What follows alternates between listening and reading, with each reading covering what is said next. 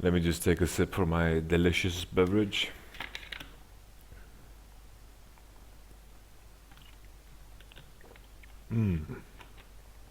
Alright, ladies and gentlemen, I'm ROC YamatoCannon, and I'm here with another review. Day after another, we jump into Cloud9 vs CLG. I've read your criticism and I've taken it in. I'm gonna try to say simply less, and I'm gonna try to vary the team names a bit, right? If you have any other criticism, just feel free to comment or just post anywhere, Twitter, whatever the fuck. I'm online all the time, right? So, Cloud9 vs CLG. I think Cloud9 has been on an upswing recently, been playing better and better, especially their latest game, CLG, the good old end of the season tilt. If we just take a look at the pick and ban right away, like, for example, the first thing that we notice is the Kalista first pick. I think the Tristana ban signaled that, but it seems like CLG are fine with trading Sivir for Kalista. I think Sivir scales better, obviously, but is just weaker in lane against Kalista as long as you get that good support going. But also keep in mind we also have the Alistar ban, so that's like two bans I think that Cloud9 did intentionally to get a good lane for the Kalista. And in the second rotation we see that CLG went for the Gragas and the Janna. Quite interesting in NA that a lot of teams are first picking Janna, but I don't see the reasoning behind it. I think Janna has a lot of potential, but to me she has weaknesses against poke, etc. You know. But seems like in North America they like it because, sure, it doesn't really have a lot of counter matchups in the support lane, right?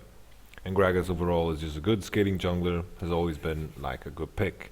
So nothing really too fancy in the first rotations. The second rotation we see Maokai and the really interesting Karma. Karma is a champion that it really signals that Cloud9 want to really just win their 2v2 like AD carry support matchup really hard. And there's no AD carry in the game that is going to do well against these two, especially since CLG are most likely going to pick Silver later on, as they do. And with that in mind, it's like they have decided they're going to win that like AD carry support matchup, right? And then they respond, kind of Logic Gaming, with the Azir and the Sivir, of course, and they leave the top lane for last pick. In my opinion, I guess Azir is contested, which is understandable why they want to pick Azir. Azir is a really decent blind pick. Weaker against poke, of course, but overall like a decent blind pick. Is a really good teamfight champion, works good together with these other picks. And then the Sivir. Cloud9 respond with the Nidalee. Nidalee is just overall strong jungler. I think the latest patch has increased her strength by a lot with the buff. And of course the Orianna, which is quite shocking because it is usually said that Orianna has bad matchup into Azir. And I think right now CLG's comp is kind of weak against poke, right? They haven't revealed their top laner, which they can pick the engage, but usually a response to Azir and Janna is some kind of a poke champion. But it seems like Cloud9 want to go to the kind of like a team fight composition where Orianna is going to try to hit a good ball. But it's kind of hard against Azir and Sivir already, but I think it's quite crazy that Incarnation picks Orianna into Azir. And then of course Afromo picking the Cannon for Zion Spartan. I think Cannon, you only pick it for a player that really likes to play Cannon, because Cannon is not really like the top tier pick. It's not really like a good pick into Maokai. It gets outscaled, gets kind of outlaned as well. I guess Cannon can bully a bit, but this seems more of like I want to play Cannon, I love Cannon kind of a pick, like that kind of a pick. So there's weaknesses and strengths in both compositions, but it kind of what is scary to me is that the Azir in this situation is going to be able to do very well against all picks of Cloud9. Like the Nidalee is good into Azir because of poke and heal, and because Azir is susceptible to poke, but all these other champions are relatively low range, and Azir is really good against that. He just places his soldiers and is going to hit that a lot, right?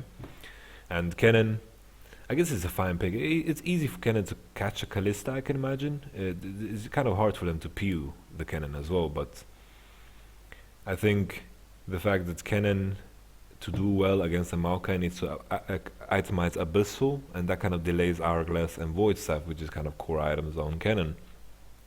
But it's going to be interesting to see how this pans out. I've watched a little bit, some highlights here and there.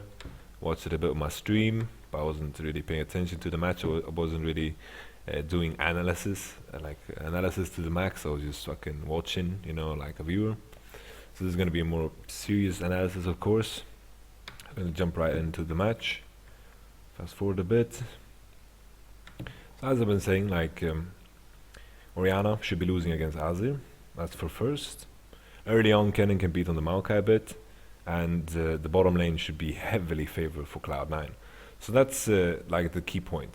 Cloud9 need to be like ahead in their AD carry support matchup, and that should be like their game plan early on. And CLG should just try to survive in that lane and try to punish the Orianna mid with the Azir and kind of snowball the Cannon early game against Maokai. But later on, I think the matchups are going to favor both bottom and top for Cloud9 as we continue into the game. But in mid, Azir should be dominant. This is very important to keep in mind. This should be like the key point where CLG will play from as we continue in the game. So pretty standard starts. We see invades from CLG. La-di-da-di-da. Afram gets chunked. Nothing fancy. Karma being annoying. Yeah. Alright. Can relax a bit. We can kick back. Pretty standard start. So see that CLG are going for the blind lane swap. As I was talking about before, this is quite bad for Cloud9 simply because they do not want to, like, the Kalista Karma lane is designed to win lane only. Personally, I don't like it because I think Kalista with any other support can also win against this matchup. And Kalista is also like something that is designed to win lane and then is really good teamfight wise with the ultimate. But what are you gonna do? Ult in a Karma? Doesn't really feel good at all, and holy shit, already a big trade. This is very beneficial for Incarnation to just go all in like that. Like the early levels, Azir is weaker against Orianna. That's just a fact because like a level 1, Azir can't do much. He's gonna play soldiers, but Orianna can just walk up to him, all in, trade him with a passive and the Q. The benefit that Cloud9 has though in the lane swap is the fact that Maokai can clear jungle camps really efficiently compared to the Cannon. And we can see they're kind of a step ahead. Maokai's already basing. Kind of strange that he's basing instead of going bottom already. Seems like Cloud9 are just responding by swapping straight up. This is very different. I haven't seen this before. The question is now, will they be in time for the top lane? Science Spartan is picking up so much CS here already, and Maokai is going to be slightly behind, which is very favorable for the Cannon. As I said, like he's kind of stronger than him early on, and this is going to affect how the lane is going to continue on. It seems like C9 are going to be in time for top, which is in a sense like they're sacrificing some CS for the Cannon to have like this very, very dominant matchup, right? And also the fact that Cloud9 got the base off, so Kalista is going to have items, and Sivir is not going to have items. That is like the advantage they trade here. Like Cannon's going to get farm, but top lane is going to be just heavily swung towards Cloud9. You can see the early pressure is paying off here in the mid. Like the first few levels are very, very important in this matchup if Orianna's gonna try to do something at all. Like she has to play very aggressive, and it has worked out with some Karma Q and some Nidalee Q. So annoying POB. But right now he's getting destroyed in mid.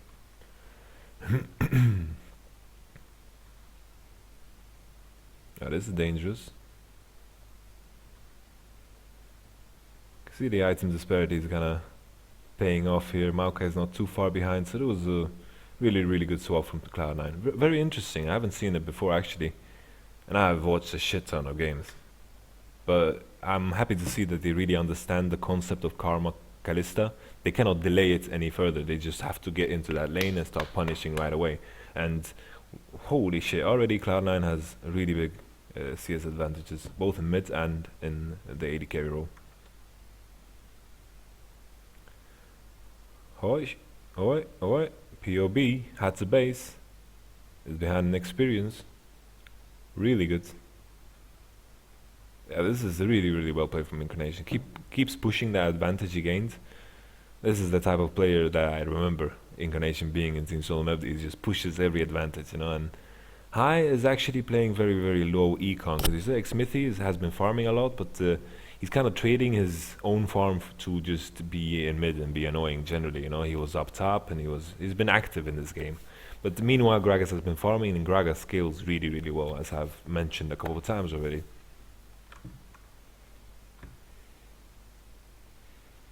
He does in fact get the blue buff.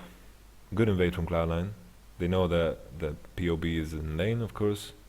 I mean, in base, so they can kind of invade without getting punished.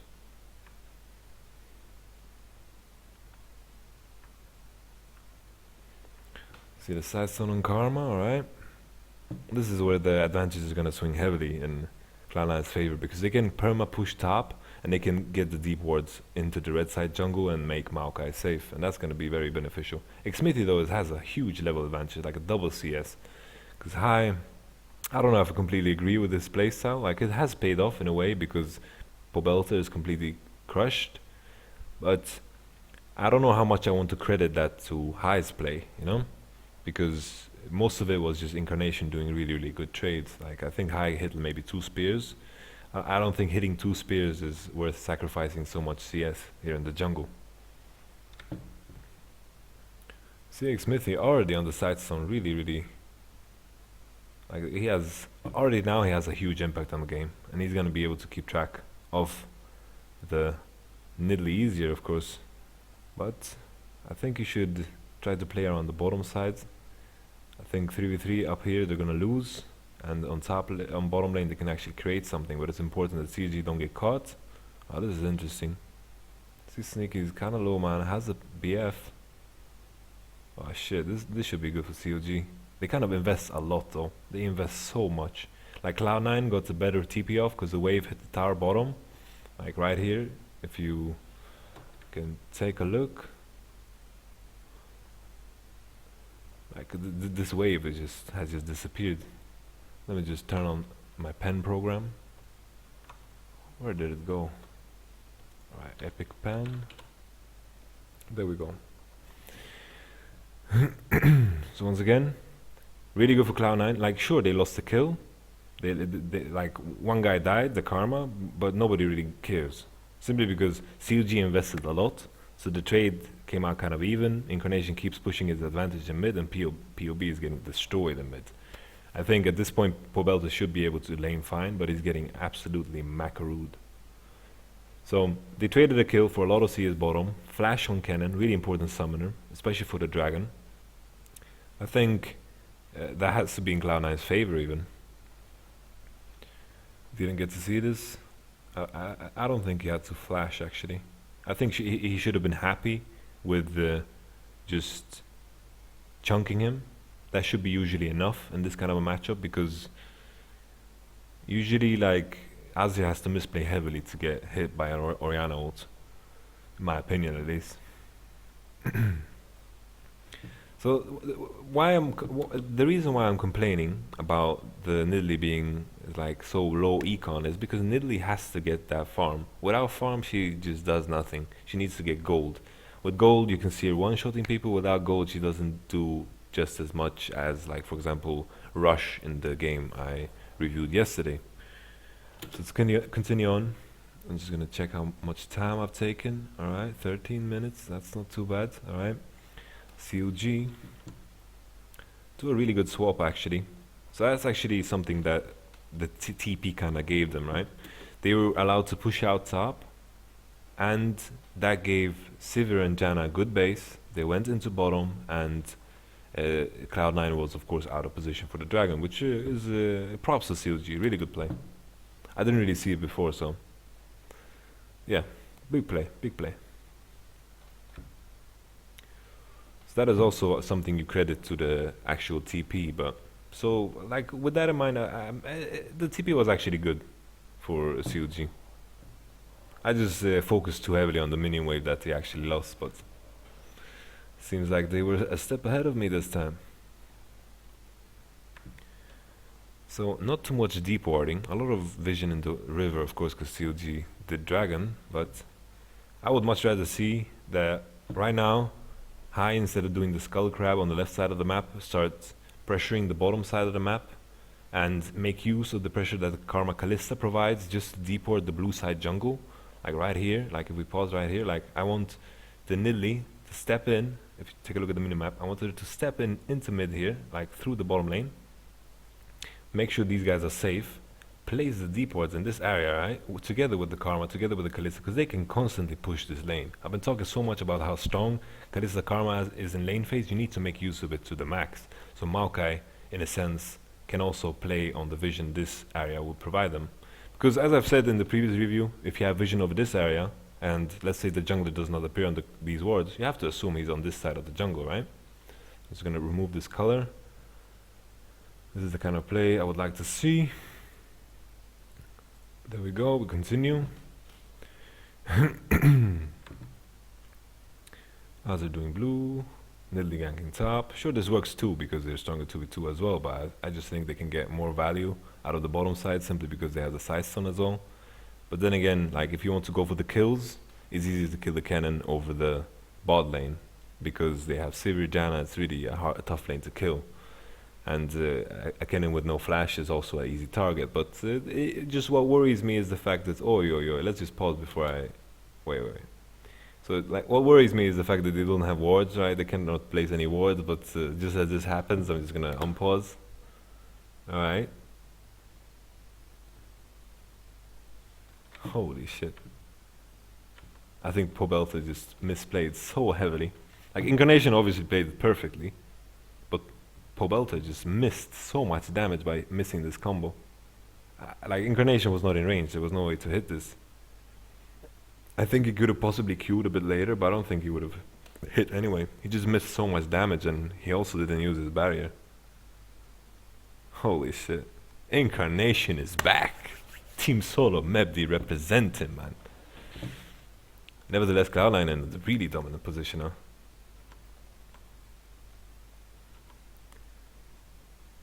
I want to see why they rotate into mid from bottom. Alright. Seems fine, seems fine. Lose a couple of CS, but they get the tower, I guess. They don't get the tower. Alright, it's fine. No biggie, no biggie. But then again, I want Karma to, in that situation, just go for deports. I'm just gonna double check so I don't look like an asshole. If she had actually any wards in her sightstone. Oh, it just looks very pixelated. I'm just gonna assume she doesn't have wards. Usually I want her to have the sidestone refreshed, right, and just place wards in the area that I mentioned. So elimination should definitely base.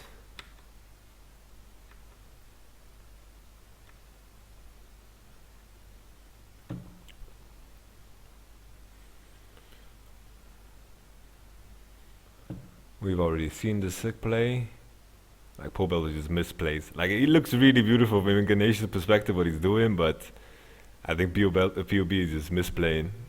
Like it was sick from Incarnation, but it was just a misplay from POB. I think he's kind of tilting after the CS disadvantage and the early pressure. Aye, this is important. Oh, the CLG tilt, huh? Nice meme. Oh well. Actually, ooh. Feels like maybe this is too late for High to play around bot lane because double lift. Never mind.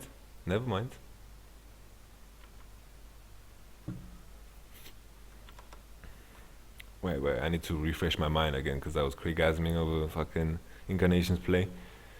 Alright, double lift, getting hit by spear, alright, they're pretty safe. Sneaky earlier did a bit bad trade against this matchup, and like the moment Karma is ineffective in lane, then you know she's just gonna be useless for the rest of the game. And that's like a dangerous point.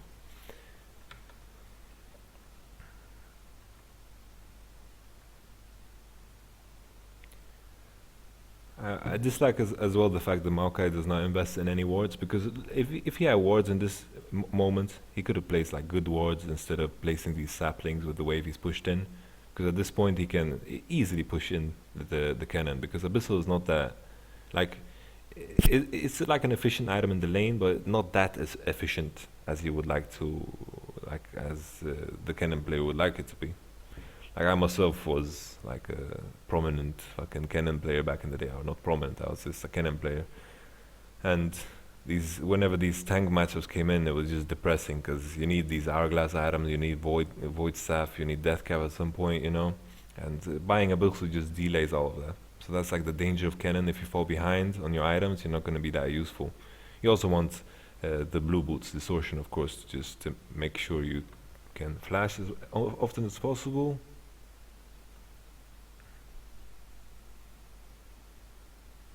Alright, this play was. I've been talking much about how they should go inside to jungle to deep ward, but in this scenario, what you need to keep in mind how wave works, right? If I'm just gonna make sure the pings are removed. Like if nobody's showing up in this area where the CS is, like when this tower is dead, like I'll just highlight the tower with blue, right? When the tower is dead and nobody's showing around the red area I just painted in, then the wave is not really creating any kind of pressure. This wave needs to hit the tower. Someone needs to show up here. So they're trying to do the play where they just think. Cloud9 is thinking like, oh, we pushed our bottom, we can invade. But in reality, it doesn't give any pressure because it doesn't hit the tower and nobody's appearing there. So they're kind of face checking into this. And it's kind of dangerous because they don't have the vision that I wanted them to place before. They want to place those Z-ports right now and it's going to end up pretty bad. So they get punished. Alright. 1 for 1 so far. Elimination, low HP. Not too bad. Incarnation does not have ultimate. Kind of bad timing for the dragon because, like, even though elimination didn't die, but you can basically assume like he's basically dead right now because he's not doing anything on the map. He's just as good as dead, you know, because the gold wouldn't matter anyway in their pockets. We're also taking blue. I feel like if Cloud9 just wait for Rihanna ult, maybe they can do something. Really good wave control for CLG though. You can see the wave bounce back bottom. This is really good. Oh no, Pobelter, what are you doing, man? Wait. Pobelter, come on, man. What is this tilt? Alright, so that was a massive misplay, obviously. Smithy regening HP with purple smite. Ooh, what did he bug? It actually looks like he bugs.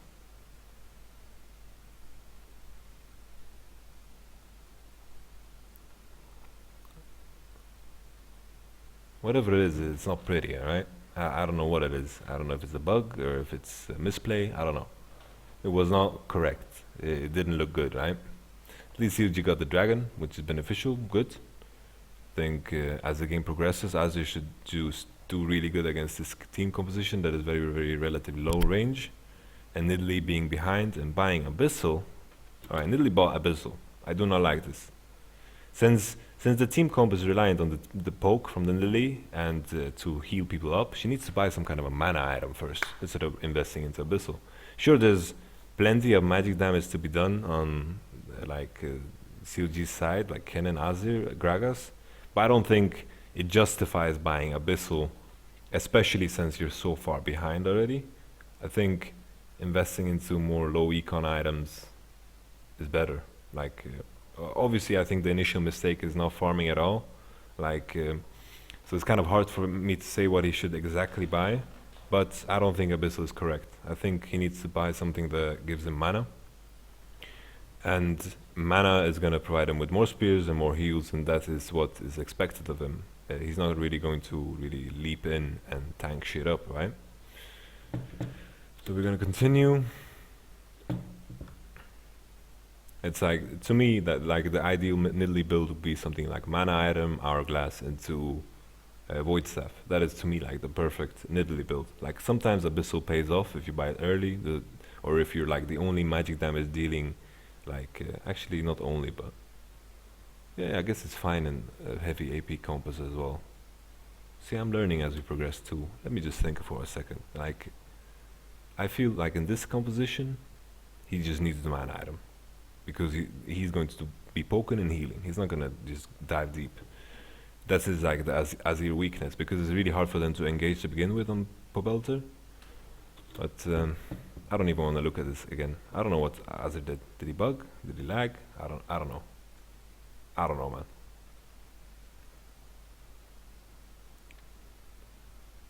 It's really, really hard for CLG to get good engages off, because it's really, really easy for CLG to disengage. Gragas, Janna, Azir, and they have the range superiority. That's why I'm just talking so much about High, you know. His poke is just essential in this team comp for them to be able to do anything at all. Right, we pay attention to the lanes. Not many deports from any of the sides in this game. I personally dislike it. I think both sides had multiple opportunities to place deports, but right now we see this. Oh, alright. Let me just take a look at this for a second. Oh, Afram with the play. That's sick. That's actually really good. What I really like what Zion Spartan is doing this game, he's putting a lot of pressure bottom. He's giving up some CS on top side just to put pressure bottom when he has no TP.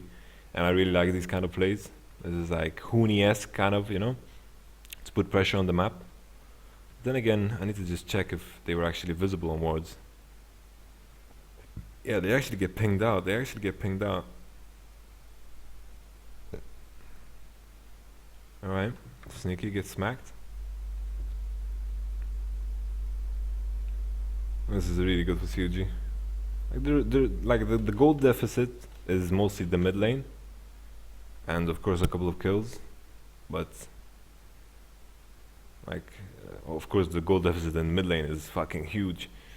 Let's see, his disadvantage is massive, especially in a matchup like this. Like Azir should be winning this matchup. Like early on he's weaker, but he should be winning.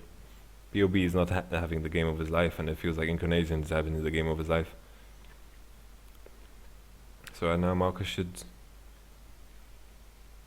moving bottom, right? Kalista going top. We see the lane swap, alright. That's fine, I don't mind. Lily playing on top side. Now I want Karma to just step into the jungle and deep wards. Hopefully that's gonna happen. Instead we see fighting right away. Afromo should be dead. Okay. Wait. What did Afromo do?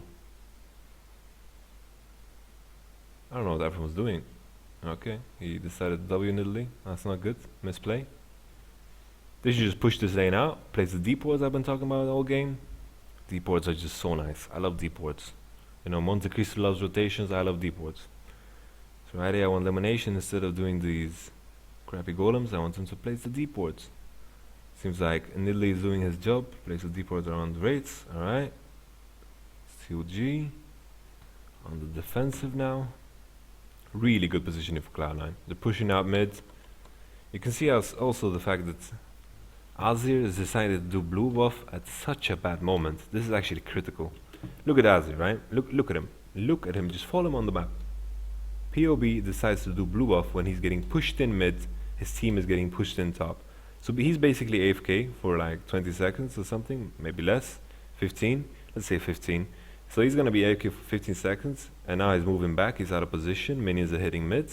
Orianna can actually hit this for a little bit. They can actually even rotate into mid. This is like providing them with a lot of pressure, because if every lane is getting pushed in, then you're not in a good position. Top was pushed in, bottom was pushed in, mid was pushed in. That was not a good moment for them to do blue, because Cloud9 could have easily punished it, maybe rotated into mid, because they had the vision in the blue side, red side jungle, right? But what is worrying for me as well, sure I know the outcome of the game, so it's kind of unfair in a way, but like the Karma is scaling very poorly. Alright, this is good. Orianna ball, Orianna ult not used. Really good timing. Really good timing for the actual dragon. Afro, I don't know why he's overextending so much. Like, why is he doing this alone? You know, personally, I hate when people do this. You know, supports, junglers, when they try to contest vision without them contesting the mid wave. So what we need to pay attention to right here is Cloud9 killed the mid wave, right? They killed the mid wave first. They're gonna take control over the jungle.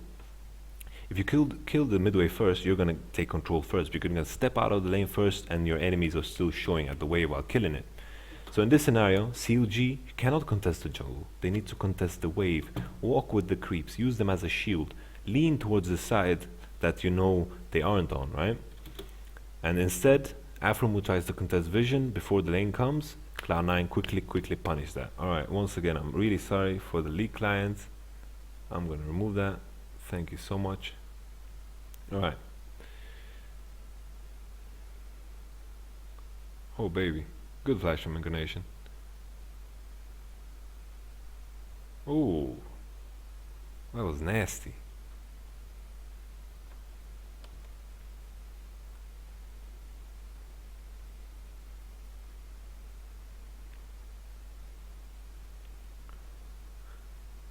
Alright, so this is the kind of the struggle of the cannon, right?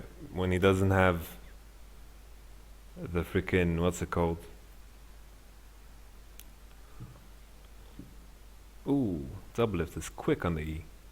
Like when Cannon doesn't have hourglass, he cannot really jump in like that. That's what I dislike about Abyssal. Is gonna delay the whole thing with the hourglass. But then again, I don't think he should have jumped in at all because it was completely whack. I don't know what he's doing. All right, he's ults in. All right, and he did. Not so good. I don't think CLG should have attempted to contest this when Janna died and Cloud9 have this counter composition where they shine if you walk into them, and CLG had vision, sure, but not good enough vision to be able to contest that at all, especially without Janna. They should be the ones in the position for the actual dragon, because I feel that their comp is superior at taking mid waves, but of course it's harder since they're actually behind on gold, because Cloud9 at this point can just run into them in a way with Righteous Glory. But like a comp-wise, CLG should be able to have better mid-wave control. Side-wave control, Cloud9 should be superior there, but mid-wave control, CLG have to win it. And when they play it out like that, when they just walk into the enemy into the river without controlling the mid-wave, then you're gonna get punished. And Cloud9 are playing this game out wonderfully. Actually, I'm starting to recognize the old Cloud9.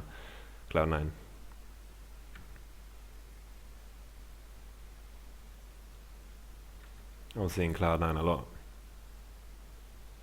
I'm sorry, boys. Alright, so I'm gonna speed this up a bit. There we go with the poking. High still good on mana. Has to make sure he uses his proc. There's the engage. Oh baby. Holy shit, Xmithy actually did such a good ultimate. Oh baby, sneaky. Oh my god, actually Xmithy, you know, people joke around about Xmithy's ultimates, but this one was actually rank 1. I don't know if this is going to be a replay. I'm just going to speed up because this Baron is donezo. This Baron is dead. I'm going to continue. Waves. Just look at this ultimate from Xmithy. Look at this. Xmithy, a rank 1 ultimate. A rank 1 ultimate. Completely destroys Cloud9. Incarnation, a bit out of position. I don't know if, he was out of position, for sure. Let me just take a look where he stood when they actually started. So he's standing here all alone. I think they know for a fact that Orianna doesn't have flash because of the prior engagement. Because, you know, you guys remember when, like at the Dragon, when Orianna flashed the Gragas ultimate? That was also a mistake from Incarnation's side. Pobelter finally doing work on his Azir, even though he's behind. Azir is just so good against this low range composition. And of course, to me, Xmithy was the MVP of this fight. Zion Spartan good engage with the Deceiver ulti. Good that CLG are actually finding openings when there's no flash on the enemy and just engaging hard on the key targets. And in this case, Orianna is going to be the main damage source of Cloud9, simply because Kalista, she does not deal that much damage actually. Like, she's probably the lowest damage AD carry in the game as the game progresses. Like, her early game is really strong, her ult is really strong, but if she's not like super far ahead, she's gonna get out DPS by Sivir, and she's not gonna be able to kill these people with hourglasses, right? Especially with no Last Whisper. So at this point, I think the hope of Cloud9 is simply to just wait for Void Staff and Last Whisper, because on the other side we see Pobelter already finishes Void Staff, which is really good. He's behind a lot of CS, but he has bought kind of the correct items. And then we see the Last Whisper on the Sivir. So this fight was completely like Xmithy, really good Gragas ulti. And right now CLG is just pushing their advantage. Then Spartan as well playing this really good, just ignoring the Maokai. This is what you do to tanks, just ignore them. Can't kill them, ignore them. And if they bleed, you can kill it, right? Just as Arnold Schwarzenegger says. Top wave also in CLG's favor. Alright, CLG swinging this game in their favor. I think at this point it should be pretty hard for Cloud9 to win, simply because of the range disparity and Kalista falling behind now. But then again, the Maokai scales really well. Nidalee scales okay, I guess. She needs a void staff as well, but I don't think they can fight without getting the last whisper and the void staff on the Orianna and the Kalista at this point. Also, the void staff on the cannon is also pretty key. Also important to highlight what I noticed actually. If we, I cannot pause without I want to show Elimination's items actually. So Elimination went for the support item first. Like Aegis is obviously really important against CLG's comp. This is just fairly obvious. But he went for the support item first. This approach, it's like usually this approach is you buy a support item and you upgrade it and you get more gold and you get Aegis like at a good timing anyway. Usually around 30 minutes if you have like an okay game. And this opening is kind of greedy in my opinion. Aegis is pretty good, but then again also the fact that the Shurelios or whatever, the Talisman of Ascension or whatever the fuck it's called, Talisman is pretty decent against their composition as well, so I have to okay, I think Elimination did the correct choice. But then again, just a small tip, if you're a support player, you feel like you need a bunch of golds, you can go for the greedy path, just upgrade your support item to the max and you just get cash for Aegis later on. Because by not buying support item first, you kind of lose out on around like 600 gold, 500 gold kind of in these ranges. I don't know the perfect number on it, but you kind of lose a bunch of gold if you don't buy it early on. It's the same idea with Sidestone. If you buy it early on, it becomes more efficient. A small lesson to you support players. Let's continue on. Pobelter getting pretty big. If he gets Death Cap, it's going to be huge. You can see, I'd love to see the gold of Kalista and Orianna at this point, because it's very relevant. If they get the Void Staff and the Last Whisper, I think that's going to be the saving grace. Oh baby, Incarnation getting, oh, ooh, kill him. Nah, this should not work out for Cloud9. Even though it was really fancy, I think Pobelter has found some power in himself. The good part for Pobelter is everyone's gonna forget his early game now, and they're just gonna take a look at his plays right now, because that was beautiful what he did as well. Like he just disengaged instantly, and as I said, Cloud9's composition is very hard to find engages, and Pobelter disengaged perfectly, and they killed Incarnation eventually. Incarnation also played it beautifully, but to be honest, I need to just check again how he got caught. Like, I think, let me just take a look. Alright, really good from Xmithy once again. Xmithy is MVP of this game already. Really good engagement. Incarnation plays it up wonderfully. Afromu dies for no reason, has Flash still up. Big misplay. Pobelter also plays it beautifully. We're all just going to forget about his early game because Pobelter has actually stepped up in this game and played the team fights correctly, which is also a really integral part about the game, right? We move on. CLG, what are you guys doing inside of the Cloud9 base? Come on, double lift. There we go. We're gonna hit the tower. Ooh, Sneaky getting critted. There you go. Like usually you measure AD carries with like if my AD carry out attacks the enemy AD carries and you trade hits. That's how you kind of measure the strength of AD carries. Of course, range matters as well. But in this scenario, see Kalista is hitting once, takes down 200 HP of double lift. So sure, applies a Ren stack, but you see one crit from double lift, 550 damage, and that's why like Kalista without crit, she's not going to be scaling that well. It's just the nature of Kalista. She's just strong early game, strong mid game, and a really good teamfight champion generally. And it kind of works because everyone just plays these really hard carry mid laners. That's why Kalista is kind of broken in a way, huh? CLG just, I think what I feel CLG is doing, like right here when they stepped here, I think they're just wasting time. I don't know what they're doing. there was sure they killed whoever the fuck they killed. I think they didn't even kill anyone. I don't know. They just casually. Okay, they killed Emanation. I didn't even kill Emanation. All right. This was a horrible move. This was overextension. They should have based. Take a look at the bottom wave. Kill the top wave as well because that's gonna grow and come in. So I'm just gonna use my pen because I like this program. This wave is coming in, right? This wave is coming in. They should have just based and killed the waves because the spawn timers were 8 seconds, 5 seconds. They should not have overextended. So this is a massive misplay from CLG's part. They did a really good fight, but it didn't really, like, they could have capitalized more because right now Cloud9, even though they lost the fight, they're going to be in the pressure position because take a look, the waves that I just highlighted before, just because CLG didn't base, are going to come in towards CLG's fucking base and fucking 20 seconds till Baron is like a dangerous timer. I've been noticing I'm swearing a lot, but I'm just so hyped because Incarnation is doing good, you know? My homeboy. So the waves are coming in. Cloud9 should just straight up start Baron, I think, to just force them off the waves. Why are you guys showing the replay now? Well, I need to see the waves. Ay. Oh my, I want to see what happens to the waves. Nothing happens to the waves. I'm pissed. I'm actually legit pissed. I think these waves were so beautiful, you know. They were so beautiful. And they just weren't used. Really hard to cast a double lift with E with Maokai. Really predictable to W. Well played double lift.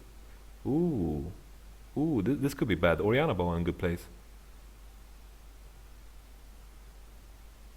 Oh, Pobelter, that was filthy. Ooh.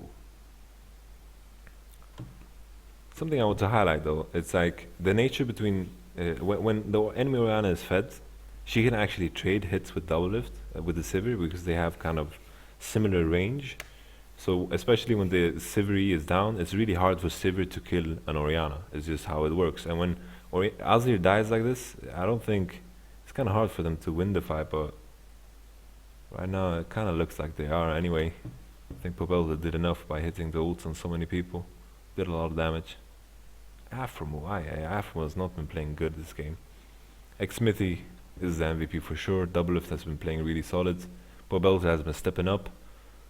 But look at the top wave. This is the top wave I think that we talked about previously because it was really slow. So pushing. So the top wave and bot. CLG lost a lot of CS, but it doesn't seem like they give a shit. Now, to get back to my main point, like Last Whisper and Void Staff should be coming up now for Kalista. She's taking this big wave. Alright, Void Staff Orianna, really important. Let's just take a look at this engagement once again. Double lift, Eing the shield, really good. Eing the W, I mean. I think at this point, it's just Cloud9 just have to run. Semi-decent Orianna ult. Good Hourglass from Zion Spartan. Pobelta doing a lot of damage with this ultimate. Really a lot of damage. Has Void Staff already. It was actually well played by Pobelta now that I think about it.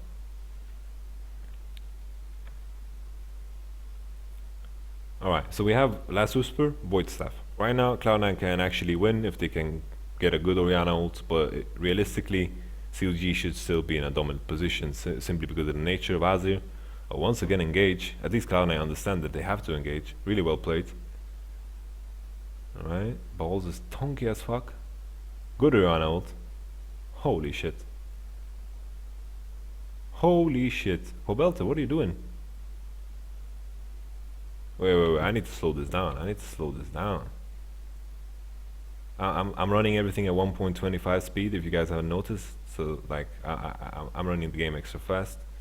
I need to just slow this down for a second. Wait, I need to go back a bit more. Alright, so Cloud9 understand they need to engage Last Whisper Void Staff. I really like this initiative. Really good to engage. But Doublelift is kind of the person that you cannot catch, so that's bad as well. So CLG did a good response with the disengage. Been talking about how good CLG is at disengaging, especially with the Janna speed from the passive. Ball's taking a shit ton of damage, good Orianna ultimate, and the good ultimate from the... Did he throw in elimination? I didn't even see. He just disappeared. Pobelter... Actually, the ult actually did something. Pushed away high. Oi, oi, oi, sneaky, sneaky, sneaky. Sneak and Incarnation have stepped up so much this game. Holy shit. Let's go back to original speed. Or extra fast speed. I think this team fight, it's like, as I said, Cloud9 at this point kind of need miracles to win the fights. Because of the just Azir just being able to, it's just hard, so hard to kill the Azir, right? And Cloud9 played this fight really, really well, but still it's so close.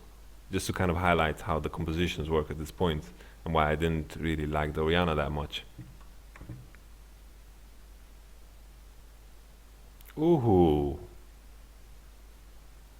that was nasty. Oh baby, Cloud9. Oi, oi, oi. Wait. Need to take a look again. I think I have more criticism.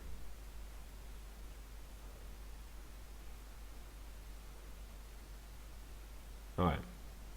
I don't know. I just wanted to check the waves against, because CLG has been controlling them. Well, not controlling them. They just didn't give a shit about the big waves coming in, and they just bounce back. So the waves are coming in. I don't know. It feels like in North America nobody gives a shit about creeps. I don't know. In my opinion, CLG should have just relaxed, waited for Cloud9 to just back off, forced to back, just to take care of the waves, and then start taking vision around the Baron, you know. And instead they just go for the fight, didn't pay off, and then you see these 6 spears from high. Pretty good, pretty good. Should be Baron. And Cloud9 are just in time from base to get these big waves. I think CLG should have relaxed instead of re-engaged. I don't think... Like, first we see the initial engage from Cloud9, right? It's good, hits the double lift, he has E, he's pretty safe. You cannot really engage on double lift. Pobelter has been hit by spears previously, and really good Orianna ult. I think they kind of, like, Sivir kind of misstepped there to get hit by it, and I didn't like it that much. It's kind of a miracle that double lift even survives at this point. Afromo actually does something this game and saves him. I don't want to be rude, but like I just want to point out mistakes. You know, I'm not here to intentionally flame someone. I'm pretty like unbiased, right? So that ult from Afromo was good, pretty clutch. Really important. Double lift survived, but then he died at the Baron. Well, I'd much rather see just CLG relax, not re-engage, make use of the waves that are coming in, because they could have denied a lot of CS and maybe like taken control of the full Nasher, and they would have been in a position where they are really good when they can kite backwards completely. They should never try to follow the Cloud9 team comp, because that's where they can kind of DPS, kite back. That's where like Orianna and Kalista shine, right? So Cloud9 now with the Baron. Oh baby. Now we see the waves are bouncing back. Waves are bouncing back.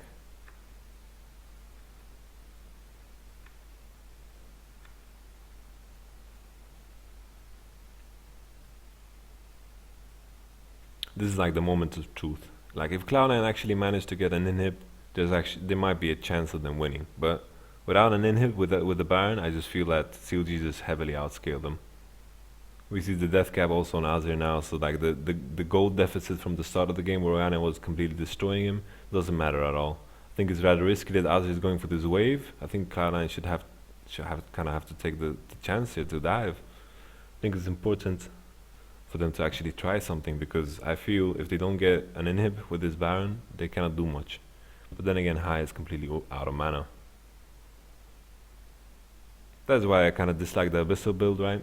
Because he's just a poke healing machine. He's not going to go in. He's not going to catch people. It's very, very rare that that happens at some point in the game. And his poking actually very relevant, because Jan is weak against poke, Az is weak against poke, even Kennen is weak against poke. And his poke is just essential for their team comp to work at all. Even though I think CLG's team comp is favored because of the Azir pick.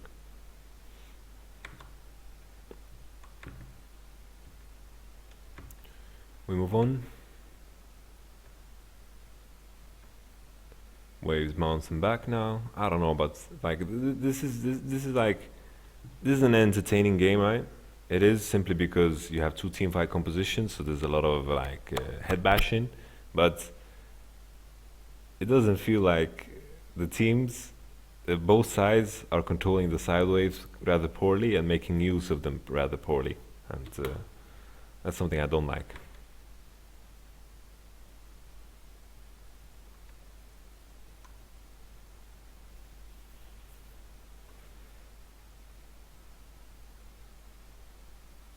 It's just basically like an Aram, you know, all mid, all random boys. Finally, Ball's taking care of the wave, Kalista taking care of the wave. What can CLG do? Possibly push out mid. Alright, they're going for some deep vision. That's fine too. Oh, maybe some engage. Alright, I like this, I like this. Ooh. Really, really good from Incarnation. Really good prediction. That was actually clutch. Clutch prediction from Incarnation. But Gragas flash for Orianna flash is actually worth it. So both sides played it correct. Really, really good from Incarnation to flash that.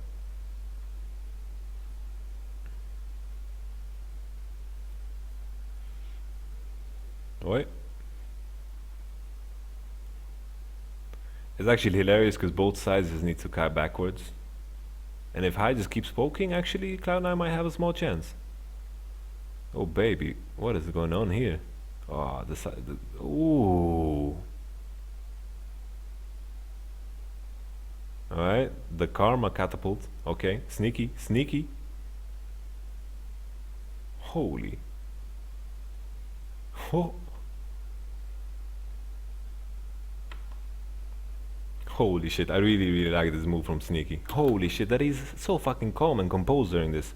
Look, he could E, right? Most players would E and panic right here, you know?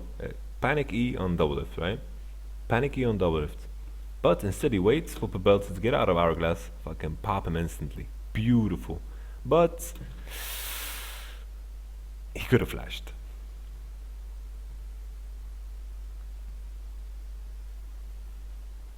He could have flashed. If he actually pentakilled, that would have been like the play of the year. And he could have, you know, if he just flashed the E or the Gragas, he would have pentakilled. But actually what he did was so beautiful anyway, but if he just flashed the Gragas E, holy shit.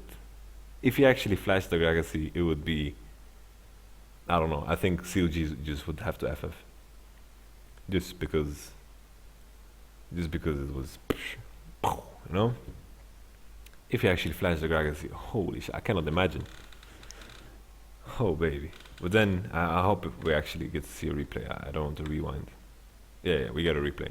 So the fight is very split. As I said, like both team comps are very good when they can kite. But right here, Pobelter doing a really good play, catching High actually. Like why is the fight so split from Cloud9's side?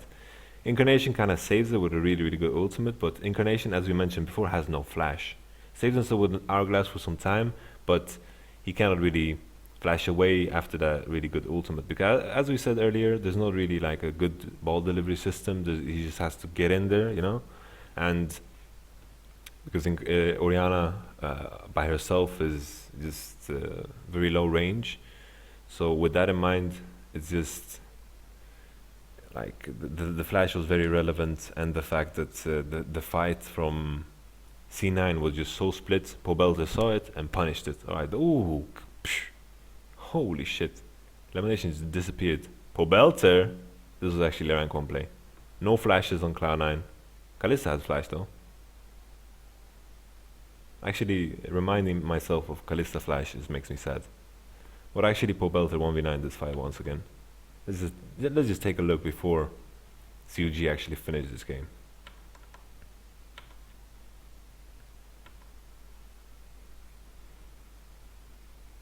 Blue team got Baron. Elimination just died without using Kalista ult.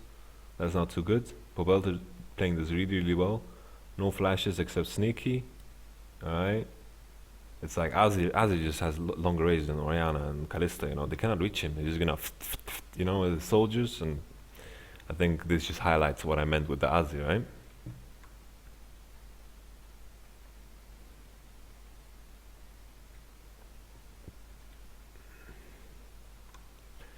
And that should be GG. Alright. Alright, celebration. Alright, celebration. Bam. I guess Pobelter is pretty relieved. Alright, to wrap this up, I have to say that, like, the Azir pick was really good. Good to steal that away from Cloud9, it seems. I think Cloud9 should have picked something like more poke oriented. Shouldn't be afraid of Gragas, Janna, because there would be like a lack of engage even with the cannon. Of course, I don't really feel like the karma paid off because they really didn't get any deep wards, and at one point like W just caught up, so that was a big issue as well, and he didn't really provide the team with anything. I think CLG definitely stepped up. Xmithy's ultimate at that fight was beautiful, and I think you guys saw how Azir can do so much against low range champions. Kalista, Orianna, very, very low range, hard to catch the Azir unless the Azir makes a mistake, which we saw plenty of. But Pobelter definitely redeemed himself. Afro with the clutch heal play on double lift. And CLG played a good game. I think Cloud9 played a good game as well. I think the draft could have been a little bit better. I think from both sides, the side wave control could have been way better. Or like the control was fine, but they both sides just lost so much CS. Both sides didn't really make use of the waves. It was just Aram all game. And this is just I want to highlight this as well. Like there's a massive difference between these kind of games and, for example, the game yesterday when it was very one-sided. When you have two team comps like this, two team fight comps, you have two team fight compositions, not really any split pushing or any shenanigans like that, then there will be constant fights, and even with a goal disparity, like a position change or anything could change the fight, you know. And when you play team comps that are very, very different, that want to play different ways, you know, like both sides want to group. It looks very interesting, it's very entertaining, the fight, comebacks, la-di-da-di-da.